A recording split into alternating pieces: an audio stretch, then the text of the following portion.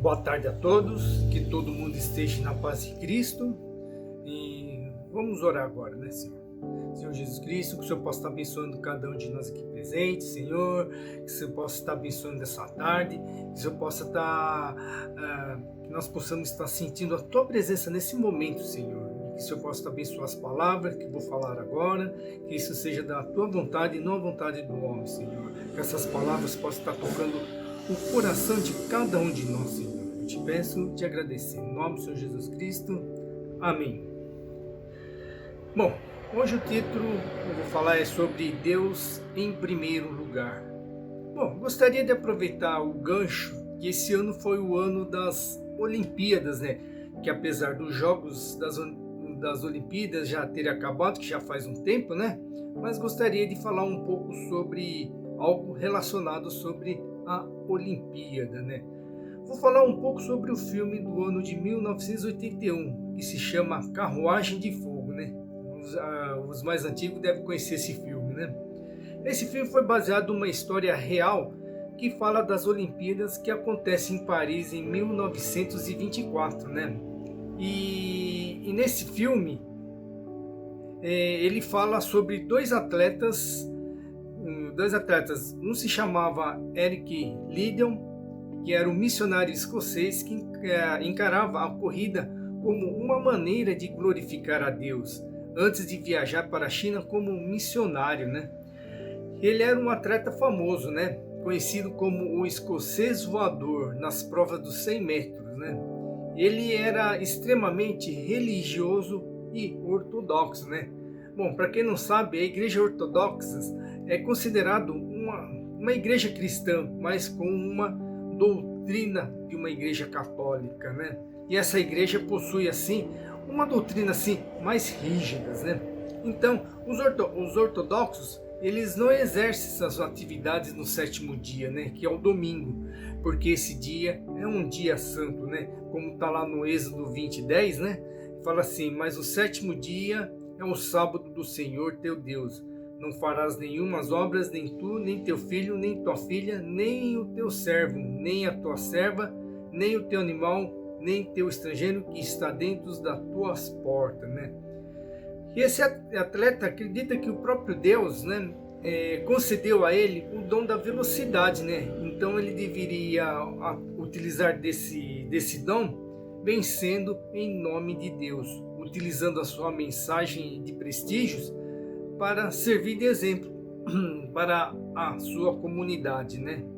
Então, e tem um outro atleta que chamava-se Harold Abrams, é um judeu que enriqueceu recentemente e desejava provar a sua capacidade para a sociedade de Cambridge e vencer os preconceitos que ele sofria, né? Então, dois atletas com os mesmos sonhos de conseguir a medalha olímpica, mas com uns caminhos diferentes, né? Um corre por Deus e o outro corre pela fama, né? Um corre em nome de Deus e o outro corre para engrandecer o seu próprio nome, né? Bom, os dois seguem as eliminatórias sem problemas, até que uma das classificatórias de Lídio, que era um missionário, é marcada para um domingo, né? Como já falei, os ortodoxos eles não exercem suas atividades no domingo, né? Então, enquanto isso, Lídio ficava se atormentando com a vontade de querer correr e a missão de levar a palavra de Deus, né? Ficava nesse tormento, né? E você sabe que para o atleta, o objetivo maior, o seu sonho maior é ganhar o quê? As medalhas olímpicas. Então, quando você se depara com uma situação semelhante a essa, o que você faz? Qual seria a sua decisão, né? Bom, pois ele toma a sua decisão, se recusa a competir, né? Porque esse era um dia santo, né? E os outros atletas, percebendo a sua situação, um dos competidores ofereceu a Lídia a sua vaga na disputa de 400 metros. Mas a sua especialidade é a disputa de 100 metros, mas mesmo assim ele aceita a disputa, né? Então ele deixou de disputar uma prova que era certo que venceria por por uma prova que não era da sua especialidade, né? Foi para a prova dos 400 metros e vence a corrida. E depois dessa prova, Lídio participou de outras provas e ganhou outras medalhas, né? E quando ele foi competir no outro dia, a sua irmã foi lá no estádio para assistir e levou uma faixa enorme, né?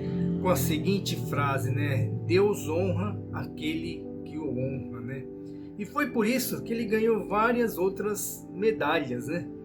Deixou de participar de uma prova para ganhar uma medalha, porque aquele dia era um dia santo. Pois eu acho que como ele foi fiel a Deus, Deus fez ele ganhar outras medalhas de outras provas, né? Não trocou Deus por medalha. Talvez se tivesse trocado, não venceria nem a prova do 100 metros e talvez nem as outras, né? Bom, nessa participação das Olimpíadas, ele deixou a todos uma lição de companheirismo, ética, honestidade, determinação e principalmente a fé, né? Bom, nessa história que eu contei, eu queria para mostrar que não devemos trocar Deus por qualquer outras coisas, né? Não devemos colocar o nosso orgulho em primeiro lugar, ou seja, deixar Deus em segundo plano. E tem alguns que nem tem Deus no seu plano, né? Pois na história bíblica diz que devemos buscar primeiro o reino de Deus. E muitas vezes nós caímos nessa situação, Exemplo, no Êxodo 28, ele diz assim, ó, lembra-te do dia de sábado para santificá-lo, né? Pois você pode dizer, então, por exemplo, que não pode prestar FUVEST porque ele cai no domingo, não é? E também não pode trabalhar no domingo. Não é isso, né? Não é isso que eu estou querendo dizer. Não estou dizendo que não pode prestar a FUVEST que cai no domingo ou não pode trabalhar porque também é no domingo, né? E sim, não podemos fazer essa troca virar uma rotina. Toda vez a gente tem uma desculpa para trocar Deus por alguma coisa, né?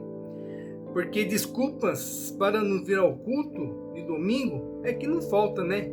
E agora a gente tem mais uma desculpa para acrescentar nessa lista, né? Que é essa pandemia que estamos vivendo agora, né? Ah, não vou porque está em pandemia, não dá para ir, né? Então, essa troca não precisa ser exatamente no domingo, porque muitas vezes trocamos Deus por qualquer momento. Qualquer momento nós trocamos Deus, né? Então, pois quando precisamos tomar alguma decisão ou resolver um problema durante a semana, por causa do nosso orgulho, não pedimos a orientação de Deus. Aí você toma suas próprias decisões e quando dá errado, você corre para Deus.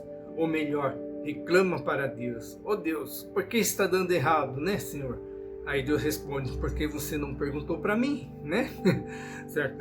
E tem um caso parecido com o atleta que aconteceu com os meus pais, né? Meus pais tiveram uma pastelaria. E quem tem uma pastelaria sabe que o trabalho é de domingo a domingo, né? Bom, e o faturamento domingo era uma das melhores da semana, né? Porque tinha uma igreja católica na frente, né? E no domingo eles tinham 4 missas de manhã e 2 à noite, né? Bom, a igreja católica fala missa, né? Para a igreja cristã a gente fala culto, né? Tá? E vão muita gente nessas igrejas. Então o movimento era muito bom. E tinha um tempo que meu irmão ficava convencendo para que meus pais fossem a uma igreja evangélica, né? Então ficava aquele dilema, fecha ou não fecha? Se fecha, deixa de faturar, né? Que era um bom movimento, né? Então eu acho que Deus tocou o coração dos meus pais, né? Então os meus pais decidiram fechar somente à tarde para ir ao culto, porque o culto naquela época começava às 14h30, né? Então a gente abria de manhã, fechava a pastelaria à tarde para ir para o culto. E quando o culto terminava, né? Depois da bênção apostólica do pastor, quando estava cantando aquele amém, né? Chegava no quarto amém, tipo assim, né? Amém, tchau, fui, já corria para casa, né? Pegava o carro, vinha correndo, voltava para Santo André para abrir a pastelaria, né? E ficava nessa correria. Abre de manhã, fecha à tarde, volta para casa correndo, abre a pastelaria, né? Aí depois começamos a abrir somente à noite, né? Depois de mais um tempo decidimos não abrir mais aos domingos, né? Para poder ir ao culto, dedicar mais a Deus sem correria, né? E o mais interessante é que depois que deixamos de abrir aos domingos, que tinha um movimento bom, né? Tinha um faturamento bom, percebemos que o faturamento do mês não caiu. Às vezes dava até mais do que quando a gente abria aos domingos, né? Pois isso me fez lembrar, né, do seguinte versículo, né? Que é o Mateus 6, 31, 33, que diz assim, ó: portanto, não se preocupe dizendo o que vamos comer, o que vamos beber, o que vamos vestir, pois os pagãos é que correm atrás dessas coisas, mas o Pai Celestial sabe que vocês precisam delas, né? Busque em primeiro lugar o reino de Deus e a sua justiça, e todas essas coisas lhe serão acrescentadas, né? Traduzindo esse versículo, né, para a gente, tá assim, ó: como você abriu a mão do domingo para poder prestar um culto a Deus, então será acrescentada o movimento durante a semana, né? Simples assim, não é? Então, pois nesse versículo ilustra que a preocupação é totalmente desnecessária, infrutíferas e inadequada para um cristão. Se você está realmente colocando em primeiro lugar a sua vida, o reino de Deus e aquilo que Deus quer, Deus comprometeu que vai suprir as suas necessidades enquanto fazemos isso. Como está no versículo 33, ele fala assim: e todas essas coisas vos serão acrescentadas, né? Deus vai dar todas essas coisas que precisar. Por isso, no versículo 32 diz assim: não se preocupe com o dia de amanhã, se preocupe somente com o dia de hoje.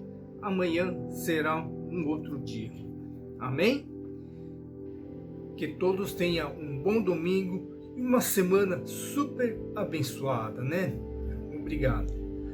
E agora eu gostaria de deixar um recado para vocês, uma boa nova, né?